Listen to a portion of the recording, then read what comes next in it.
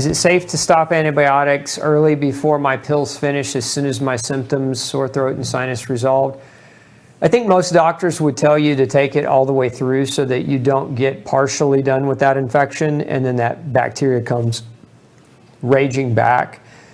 That's the general advice from most docs. I think you've got to have that conversation with your prescribing doctor more than with me.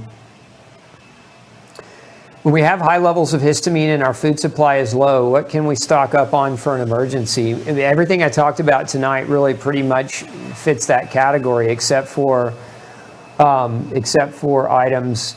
Your higher histamine things are going to be like your dried meats, your pickled items, your fermented items. So outside of that, more of your canned items are not really going to be super high histamine. If eating fresh is best, how about eating gluten-free bread that sits for days? Don't understand the question. What about eating it? You can eat a gluten-free bread that sits for days. Is it worse? Is it better? It just depends on what kind of gluten-free bread is in, what kind of ingredients, and how exposed to air the bread is. Homocysteine and histamine, or are they the same? No, they're two very different chemicals. Homocysteine is a byproduct of B vitamin deficiency metabolism issues, and histamine is a natural bioamine that is a neurotransmitter and immune regulating chemical. Top 3 vitamins best for histamine. There's not like top 3 vitamins, but I'd say definitely vitamin C. And then I have a formula called HistaSyst, and that has several of the top that I would recommend, including things like quercetin and bromelain in it, and nettle. These all help regulate histamine. Any options on using Serapase for sinus issues? I think it just, you tell you serapeptidase, or which is an enzyme for, a lot of doctors will use it to break up biofilms. I don't have a generalized opinion. I have an opinion that, yeah, it can be effective and helpful in doing that, but it's not necessarily going to be the thing that corrects a sinus issue. What's better, flax or chia, and how much should we eat? Neither is better. They both have their own unique properties, and there's not like a magic quantity or a number that I could say eat this amount on a regular basis. Let's see. Is a gluten IgG test of value in your opinion? An IgG test for gluten? No, not really a value at all. If you want to know about gluten, Amelia, do genetic testing. We can put a link up in the feed for you if you'd like. But genetic testing is really the only accurate way to help you assess whether or not going gluten-free is the right move. Let's see here.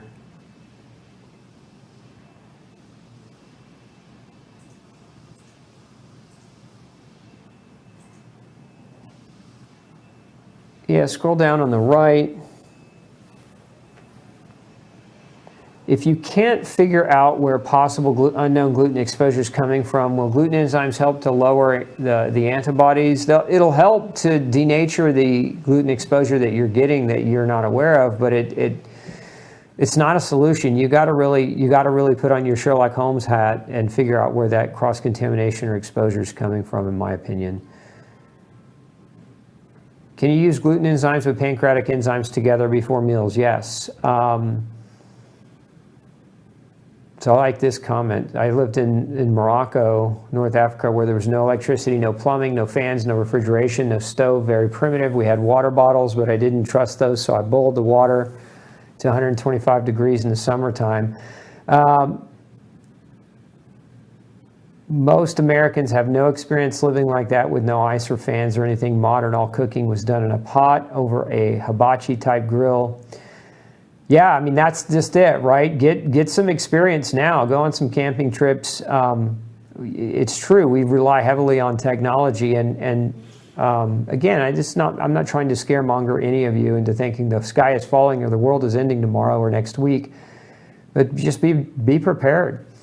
How does one prevent having TIAs, transient ischemic attacks, is what I'm assuming you mean with that. If an MRI shows you have had several, not overweight, and no high blood pressure. I don't know that I would rely on an MRI to tell me that I had several. I mean, And if you had an MRI and it looked like what is typical of a TIA, I would ask, the question I would ask is, do you have older MRIs that you could do comparative study with, right? Because that could have happened, for all you know, years and years and years and years ago.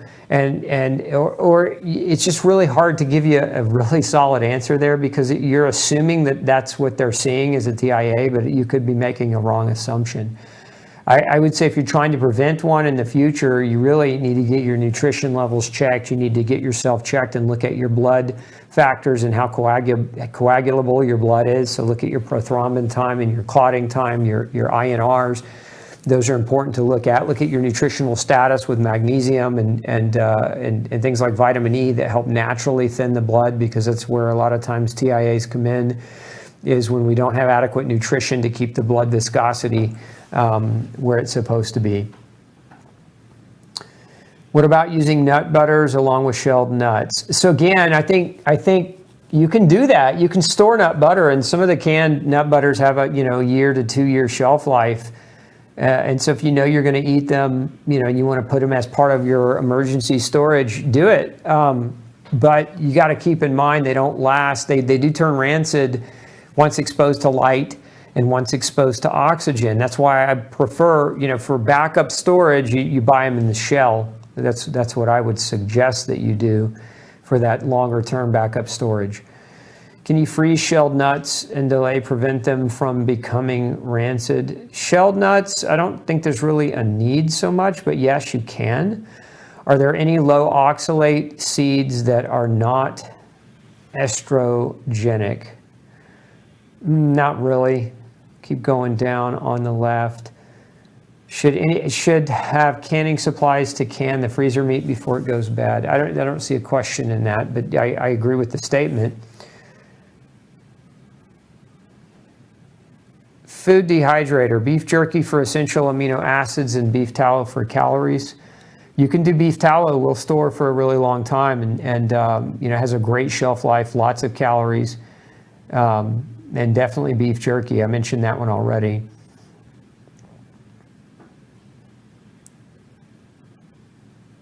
Pemmican, somebody mentioned beef pemmican. That's another great source. It's like a beef jerky, only a lot more fat in it. And you can get some of them that have organ meat in them as well. Let's see here. With an autoimmune disease being very compliant on the daily basis, would it be acceptable to consume gluten a couple of times a month if running your test that measures the genes linked to gluten sensitivity and celiac disease?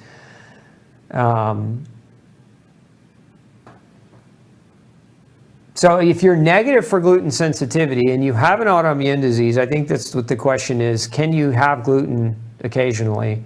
If you don't have gluten sensitivity, then you don't necessarily need to be gluten-free. I would just suggest this, that many of the grains are contaminated with things beyond gluten that can trigger an autoimmune response, especially wheat. There's a compound, a family of proteins called amylase trypsin inhibitors in wheat that are notorious for activating toll-like receptors in your gut and causing and contributing to autoimmune disease. So I would still be cautious around it.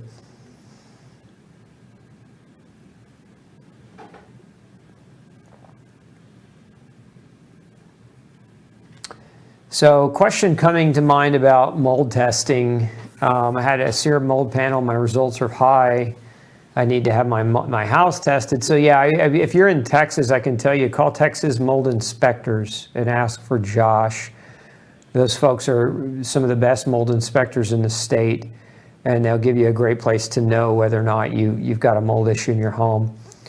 Colostrum for autoimmune and low red cell counts. What about colostrum? Wouldn't be my first choice for low red cell counts. Low red cell counts are generally not a colostrum deficiency. Now, can colostrum be a beneficial nutritional immune aid for people with autoimmune disease? It can be, but I would look at more specifically at B vitamins for low red cell counts, because generally those types of anemias, those low red blood cell anemias are generated as a result of inadequate B vitamins. Is plant-based good or not? Good for someone post-menopause whose estradiol is extremely low? It depends on who you are, Allie. It's not we can't say plant-based diet is good for everybody, just like we can't say gluten-free diet is good for everybody. There are uniquenesses to each individual, and you can't do a one-size-fits-all diet approach. It's the problem with a lot of books that are out there on diet topics, including my own. So there are tests that can be done to determine or help to determine whether or not you should be more on a vegetarian or plant-based diet versus, say, a heavier meat diet. And I would get with your doctor to talk to him or her about those things. Let's see here. Yeah, so some of the comments in the feed are great as far as additional things that we just didn't talk about, right? So, like stocking up on some protein powders and bone broth powders and things of that, green powders, things of that nature, dehydrated powders. One of the things I really didn't mention is some of these food storage companies, they make the powdered foods that are dehydrated, that have the 25-year shelf life, and they come in the big buckets. If you're gluten sensitive, those foods are going to wreck you. Most of them are loaded with grain and MSG, corn, rice, oats. Even the ones that say gluten-free, loaded with corn, rice, and oats. They're not good for you. Most of them aren't organic. So they're basically dehydrated, chemically loaded food that will poison you and won't serve you in times of an emergency. Remember, the point of preparing for an emergency is not to have junk food that you can eat to just barely get by on and feel sick. It's to prepare so that you can stay healthy and keep your faculties about you and protect yourself and your family should you need to be able to do that.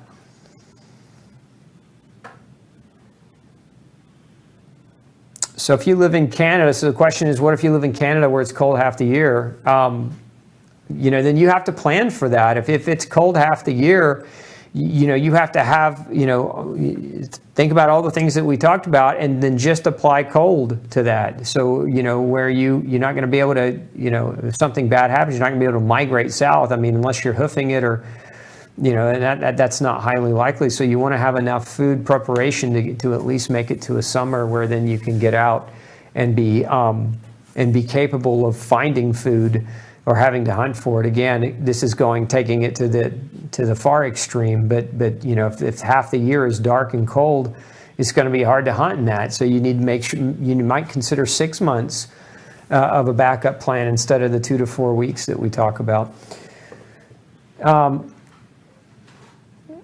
Yeah, I like some of the comments. Buy food that your family normally eats. Don't buy a bunch of weird stuff that you won't eat unless the sky is falling. Good chime in. Yeah, a lot of this supply chain shortage. We're seeing that not everywhere. I mean, where I live, we're not really seeing much of a chain shortage, but in some states they are, and I've got friends that are reporting that to me, as we speak, which is one of the reasons that I wanted to have this conversation with you guys tonight. Do I feel that organic is the only way to go with canned meat? It's definitely the better choice, but I mean, if it really hits the fan and you're like organic meat versus not organic meat, you're gonna eat to survive. I just think if you're taking the effort to prepare yourself. And so where that might come in handy is like, instead of buying the canned fish, buy wild caught canned fish. Can some of your own meats using, again, a pressure cooker and a mason jar. This stuff has a tremendous shelf life once you do it. Let's see here.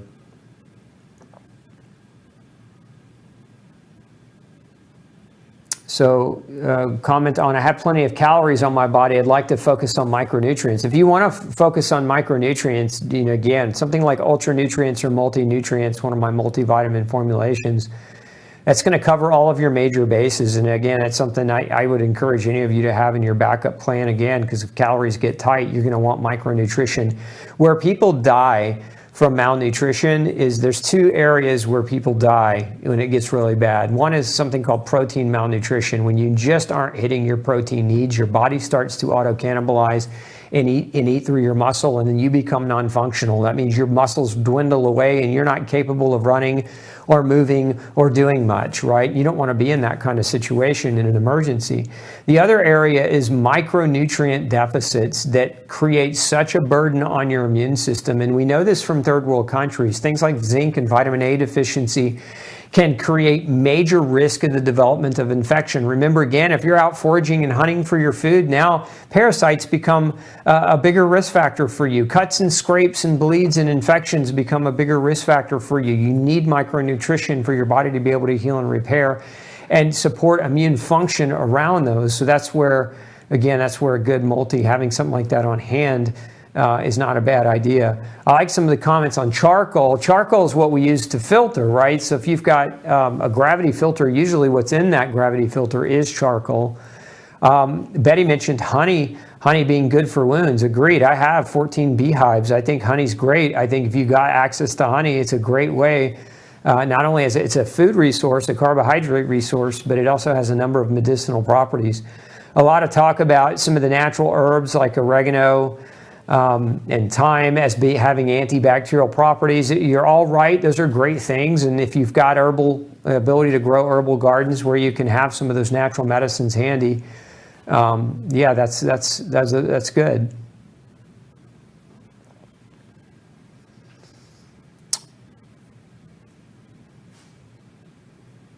People will barter for, I like that. So that's something, I like that that's coming up in this conversation, because I mentioned earlier, that, it was smart to keep cash. Again, if you take this out to the worst case scenario, cash will have zero value. And so what will have value in the worst case scenario? What will have value are things intrinsically that people want. And so the comment in the feed was tobacco and alcohol, right? You're absolutely correct. People will barter these things. They'll barter for those things. Ammo will be a commodity. Animals will become a commodity. Chickens lay eggs, and eggs are food, and you don't have to kill the animal to get to the egg, right? So there are things that will have intrinsic value that you can barter. I mean, that's how our economy originally started, was through a bartering system. So having things of value again, I'm not trying to scare any of you, but if you're thinking and taking this all the way through to worst case scenario, think of post-apocalyptic times, you're going to want to have things that are inherently things that you can use to barter, and Bitcoin isn't going to cut it, and neither is a gold nugget. For the end of the day, most people aren't going to care. They can't eat a gold nugget. They can eat an egg. They can smoke a cigarette. They can drink and get drunk and forget their worries to a certain extent. They can use alcohol medicinally. These are things that are all barterable because they have intrinsic value. They have real world application value, and they don't just have, paper value or materialistic value in a modern world. So again, not trying to raise the alarms and say the sky is falling, but you're thinking about preparing. These are things that you want to think about. What could you stock up on that would have value, that could be bartered, that could be traded? And so that's just part of your planning and part of what you should be thinking about as you do your planning.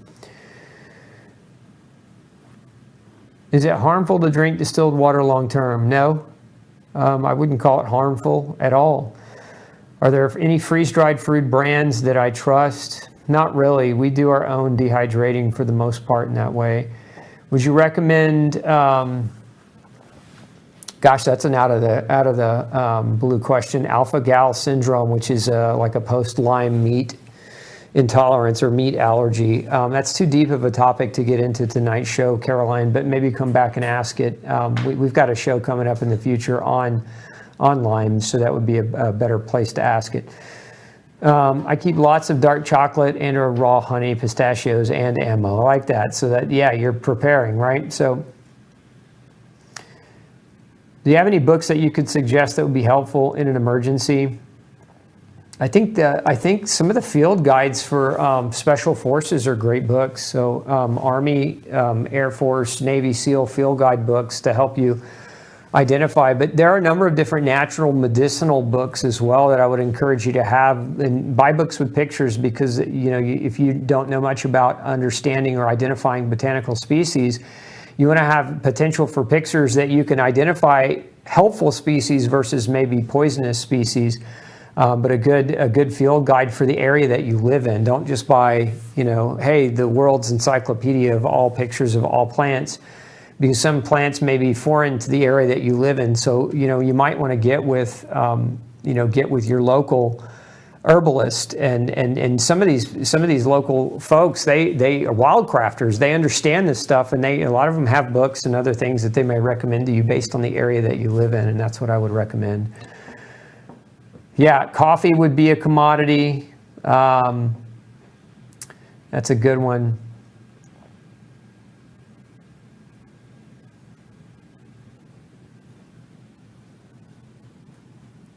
I was told distilled water will dehydrate you. Not really. Not if you're getting salt in your diet. I mean, distilled water, a lot of the electrolyte is distilled out of it, but at the same time, you eat electrolytes and other things, and you eat foods that contain water that are rich in electrolytes. So I don't know that necessarily that you have to worry about it dehydrating you. I mean, it's not my preferred method of water filtration if I have options, but if you have no other options, I would say distillation could be a good way to get the contaminants out of your water. Over-the-counter meds to have on hand, I think more than anything, like antihistamine would be a good option. Some pain medications, you know, should a major injury occur, you want maybe something that's a little bit stronger than like just a natural white willow. So like ibuprofen, Tylenol might be another option for you in terms of anti-inflammatory, you know, medicinal over-the-counter pain medications. Let's see here. You know, I think I mentioned some of the others. Antihistamine though, because if you're allergic, and then two, if you have like any prescriptions that you're taking that, like there's some of you that may be type 1 diabetic and you need insulin. What if you couldn't get it? I mean, it lights out, it's over, right? So you should have, you know, you should have a contingency plan for that as well. And some of you are on medicines where you're still struggling with active disease, and without those medicines, your health might deteriorate rather quickly. Some of you have severe environmental allergies and asthma, and it could put you in a flare, and so you need an inhaler. So again, just depending on who you are, I would look at what your medicinal needs are. Now, if you're healthy and you're doing really, really well, you shouldn't need all that stuff, but not everybody is that way, and all of your family members are not that way, and that's why it's good to get together as a family to have contingency to plan what are all the needs of all the people that are in your, you know, in your family or your core group of people that you're going to be connecting with in that type of situation. As far as type of ammo, you know, American made is generally your better type, but you know, a lot of your good companies for ammo, I mean, ammo is ammo. I mean, for the most part, you're just talking about something you can shoot an animal with or protect yourself with. So don't get caught up in the devil in the details about the ammo so much as just making sure whatever caliber weapon that you have enough ammo to fit it and last. As far as a radio is concerned, you know, there are a number of different radios. AM, FM, though, is something I would recommend. I'd recommend a ham radio if you've got the money for it, and I'd recommend two-way radios where, you know, like walkie-talkies that have a good, you know, 5+ mile radius on them. That way, if you get separated from your group or you have to separate from a group, you still have a way to communicate. As far as tools, you know, all your major tools in the garage, you know, you should have screwdrivers, you should have hammers, you should have, you know, in my opinion, an axe. You should have like a wedge if you're chopping wood, something to wedge into that wood so that you can split it more easily. I mean, you should have a pulley would be good if you do any hunting and you're trying to pull up an animal because you've got to bleed it out before you can prep it. So there are just a lot of different tools that you're going to want to consider, but I would start with fundamental basics. Don't get overwhelmed. Again, you know, learn a little bit about this now and spend time learning about preparation and being prepared. This is just an area of most people's lives that they spend zero time and zero effort or education to improve their potential ability to survive a major situation. And so, you know, get educated, buy you some books and read more on the topic, because we're just barely scratching the surface tonight. Okay. Well, we're 15 minutes over, so I'm not short on questions, but we're going to wrap it up. Those of you who'd like the show notes, there's a lot of things that I recommend, and you know, if you're subscribed to our newsletter, go over to glutenfreesociety.org, subscribe to that newsletter. We'll send out the show notes on Thursday. You'll get that in an email from us. That's the way we're doing things from now on. So if you want to access a lot of the information I was talking about and links and other things within the show notes itself, the way you're going to get that is through an email. on Thursday. So if it's something you're interested in, make sure you come visit me and subscribe. We're moving more and more to our own platform. We're prepping our platform to not be censored. Just like I'm asking you to prep to maintain your gluten-free health, I'm prepping my platform in trying to protect it from censorship in the future. So we're going to be doing a lot more things on Gluten-Free Society. So I want you to get into the habit of interfacing and interacting with our community there if you like the message that you're hearing. So thanks so much for spending Monday evening with me. I wish you excellent health, and hopefully we'll never have to use any of the things that I talked about tonight. But if we do, we'll all be better for having the knowledge that we needed to prepare ahead of time. Have a great evening. We'll see you next Monday for another episode of Pick Dr. Osborne's Brain. Take care. Hey, if you've got a functional medicine or health question that you'd like me to answer for you, make sure you send me an email, glutenology@gmail.com, and we'll do our best to create a video answer just for you. Have a great day.